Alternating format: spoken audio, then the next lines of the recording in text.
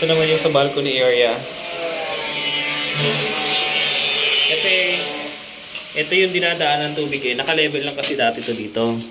Bubong, mas mataas pa nga ito. So, ang punta ng tulo, ng ulan, papasok dito, tapos babalik doon kasi ka-level lang. Problema, umangat ito.